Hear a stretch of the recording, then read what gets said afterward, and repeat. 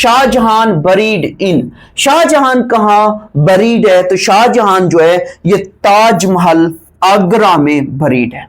अब शाहजहां की जब हम बात करते हैं तो ये ग्रेटर मुगल में से था। ये किस में से था? ग्रेटर मुगल किंग था, ग्रेटर मुगल किंग में से था। ये कौन से नंबर का था? ये 5th नंबर का था। ये कौन से नंबर का था? ये 5th मुगल किंग था।